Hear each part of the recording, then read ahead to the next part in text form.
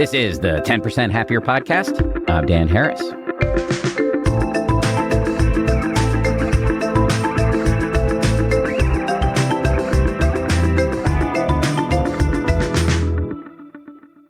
Hey gang, today we are talking about one of my favorite hobbies, worrying.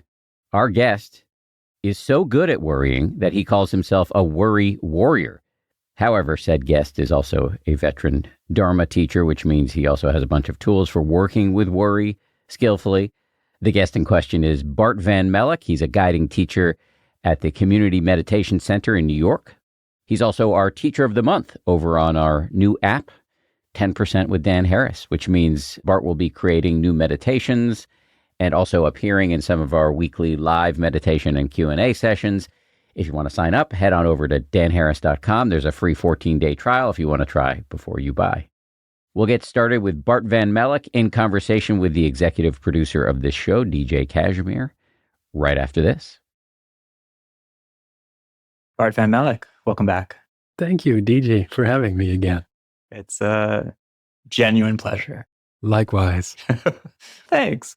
Okay, so I offered you a few different questions to tackle, and you said this one was the one, in part because of your own wiring, your own life. So the question is, we all deal with this sort of everyday run-of-the-mill level of fear, anxiety, worry. And so this question is not about necessarily the sort of biggest fears, but it's just about that sort of everyday, that vigilance, that sense of always looking at what's coming next, worrying that it's going to go wrong, thinking 5 steps ahead, not being present. How do you practice with everyday fear, worry, anxiety? Let me just straight up say that I'm a worrying champion.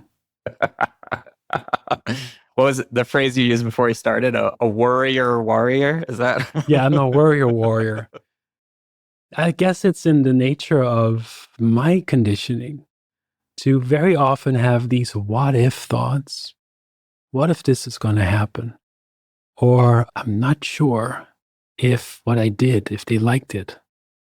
I'm not sure if I prepared enough. Your mind is like constantly whispering for stuff that you don't want. It's almost like praying for stuff you don't want, worrying. It has that same kind of like almost dedicated quality that your mind has to just think the worst is going to happen. And maybe there's some evolutionary benefit to it, but what I first always do is to pause and sometimes with a sigh go, here you are again. You're here again. And that already gives me some space. I'm not saying, oh, just do that and you're fine. But I have one line that I really like also that I do often in my meditation. And that is to say to myself, this wants to be seen right now. This wants to be seen right now. And the beauty of meditation is you don't need to figure out why it wants to be seen, but just that it wants to be seen. And so that's the first thing that I always do. Oh, this wants to be seen. And can I name it? Can I feel it in the body? You know how a jolt of worrying thought comes up in Bart? We say in Dutch, gekromde tenen. How you say in English? Curled up toes. My toes curl up. Oh, that's that jolt. It's a mixture of fear, a mixture of the what if thoughts, anxiety. And then I can go, it depends on what tool I'll take out of my Dharma toolbox. And sometimes I'll take out mindful breathing. But guess what? It often doesn't work. You're spilling the tea now, Bart. Oh my, there's more. Then I'll go, this line often works for me too. And I'll talk about it in the guided meditations. What would kindness do right now? And that sometimes shifts something too. It's as if our 11-year-old son comes up to me and talks about how he's afraid of yelling people out on the streets of New York City and the drunken people. And that you have more of a sense of, let me hold this for him. So that sometimes I can do this for myself as well. But even that one, DJ, sometimes feels like it doesn't work. And you know the reason why it doesn't work is because deep down, I want the shitty feeling to go away. I don't want to keep thinking about this stuff. And what I found really helpful is to also check and feel the aversion, the full-blown hatred against my worrying sometimes, especially when it's at 4 a.m. and I just need some sleep. And what I found recently very helpful was to sense into how does the worrying and my hatred towards it feel on the level of just unpleasant feeling. Let myself feel it completely. And what happened was, at that particular time, this was recent on a retreat, something softened. And the last thing I'll say, and I just want to also hear from you, is talk about it with other people. Don't hold it all to yourself. Sometimes we feel like we all have to manage it ourselves. I'm the worst person to ask for help. When we're in a car and my wife Chantal says, roll the window down and ask that person the directions, I go, no, I don't want to. But talking about it, sharing your fears is huge. Yeah. I mean, that was such a treasure trove of an answer. I had to start taking notes because there's just so much. No, in the best possible way. I heard in there some phrases, some practice phrases that we can come back to. Mm-hmm. Addressing the worry directly. Here you are again. The phrase, this wants to be seen right now. Asking yourself the question, what would kindness do right now? Mindful breathing, leaning into not the worry necessarily, but the aversion to the worry, feeling that.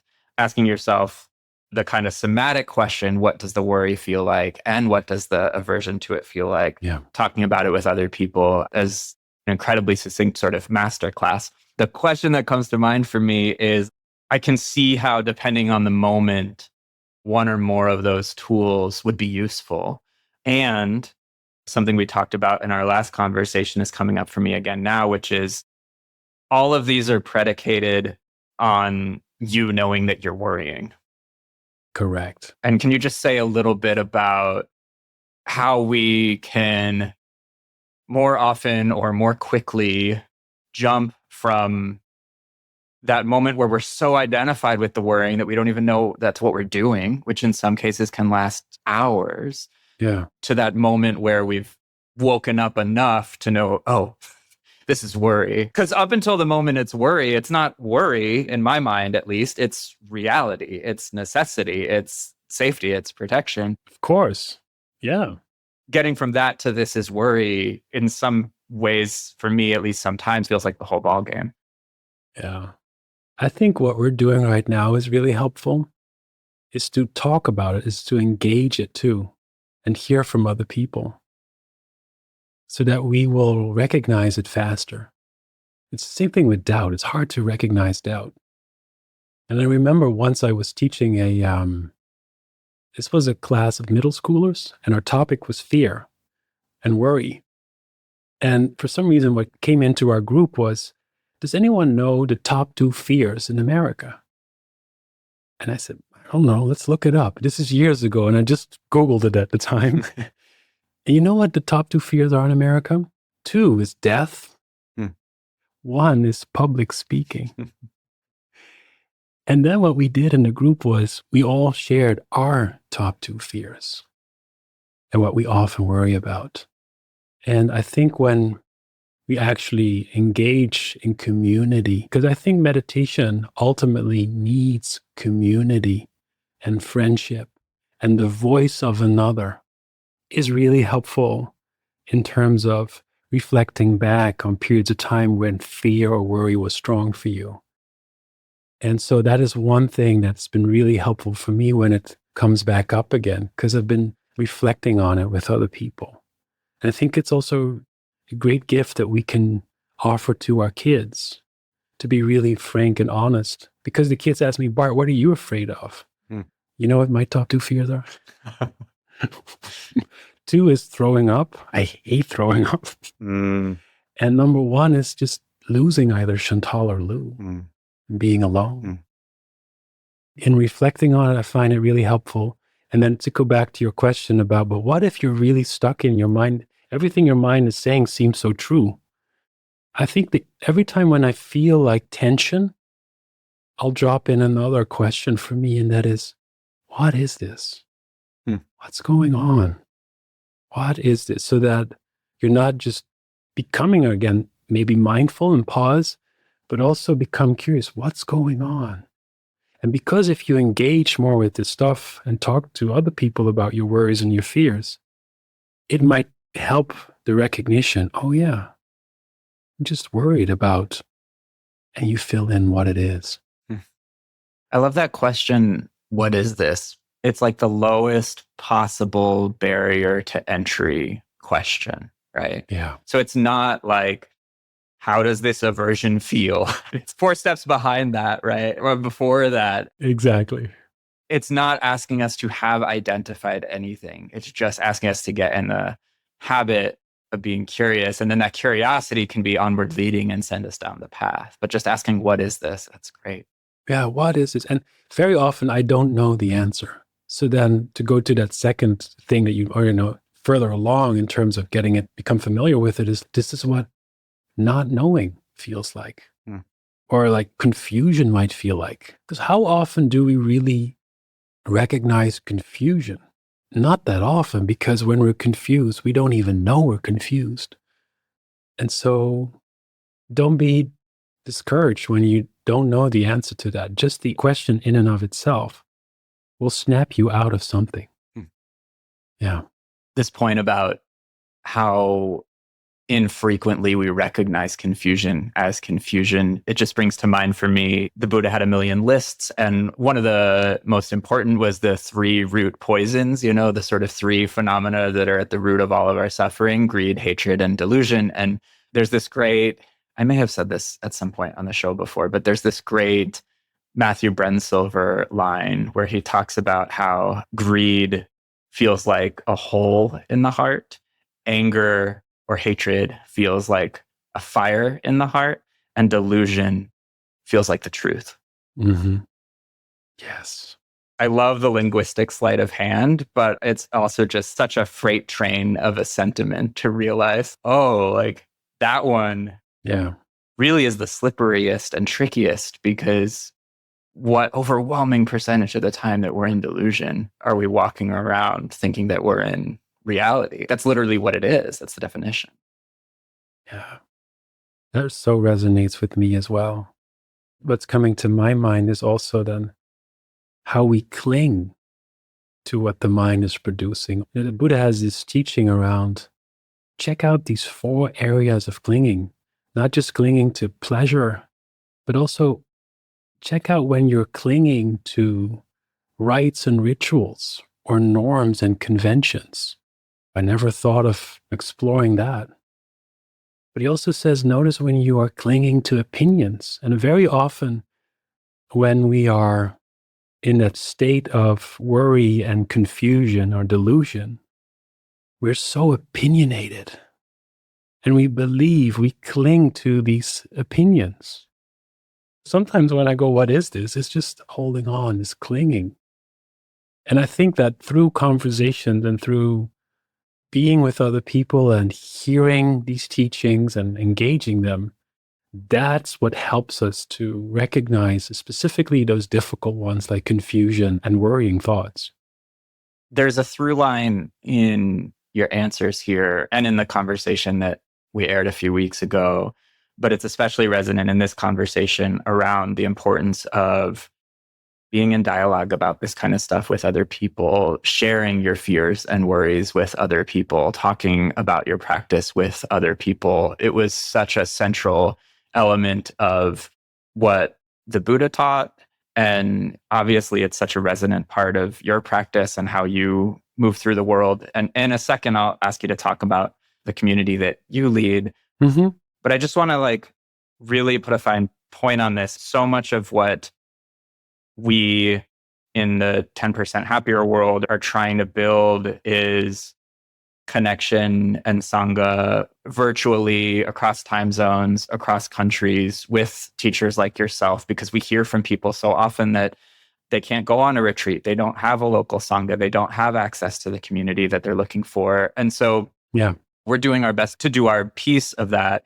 I think the reason I want to highlight it is because it gets said so often that I think it can sometimes go unnoticed. It's such a common piece of advice that I think it can sort of like, it has this effect of fading into the background the moment that it's said. And I think it's in part because making a commitment to join a Sangha or try out a group or go on a retreat or reach out to other people or even just talk about your feelings with someone, it's just harder to say yes to than I'm going to sit for 5 minutes tomorrow morning. So I just really, really wanted to give you a chance to, as we wrap up here, just emphasize just how fundamental this thing of like other people is, both to our worry, but also more broadly to our practice, to our lives. We're so isolated right now. It's so tempting to ignore that part of what's being said.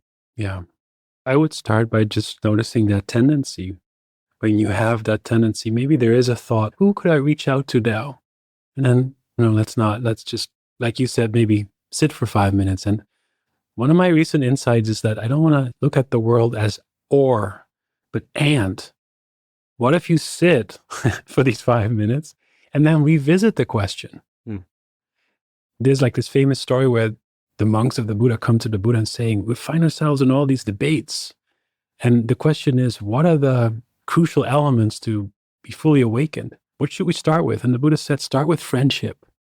That's the first prerequisite.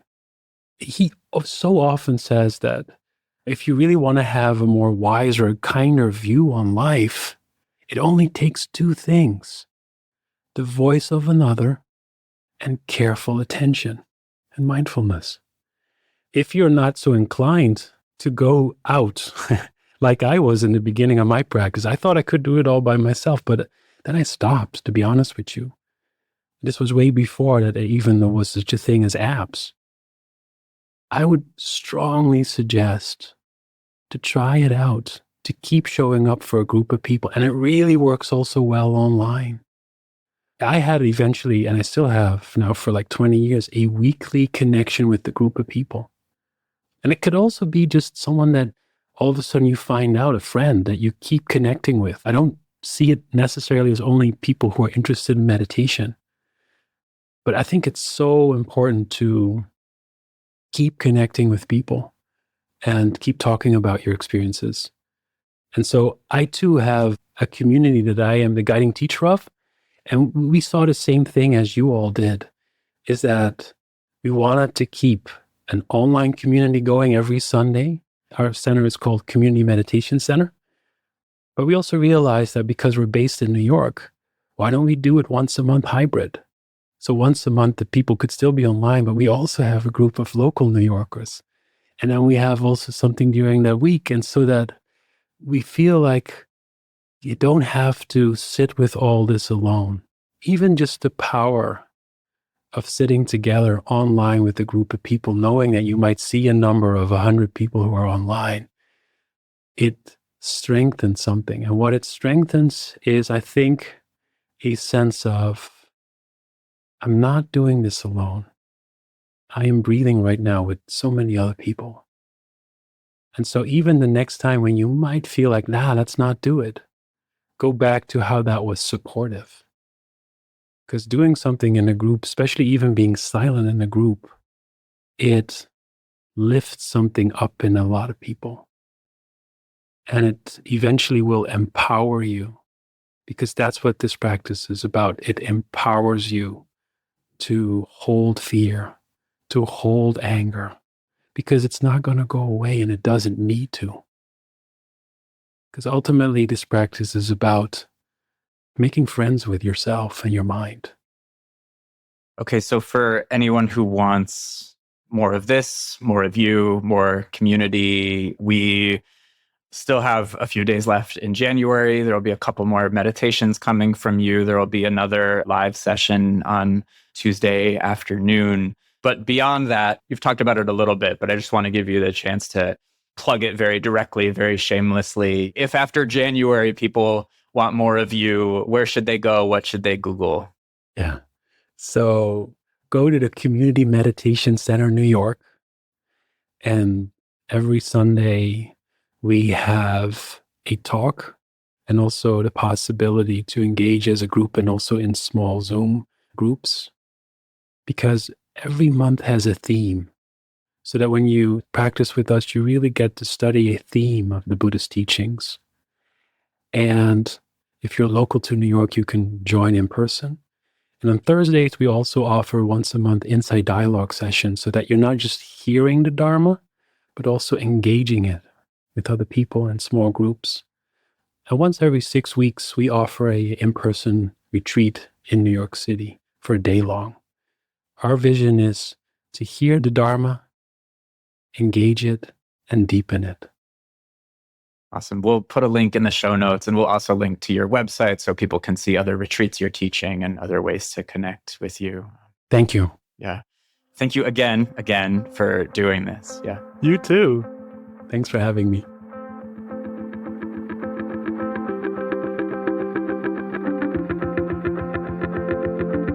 Thank you to Bart and to DJ. Great to hear from both of you. Don't forget to sign up for my new app, 10% with Dan Harris. You can sign up at danharris.com. There's a free 14-day trial if you want to try before you buy. If you've already signed up, tell your friends. Finally, thank you to everybody who worked so hard to make this show. Our producers are Tara Anderson and Eleanor Vasily. Our recording and engineering is handled by the great folks over at Pod People. Lauren Smith is our managing producer. Marissa Schneiderman is our senior producer. DJ Cashmere is our executive producer. And Nick Thorburn of the band Islands wrote our theme.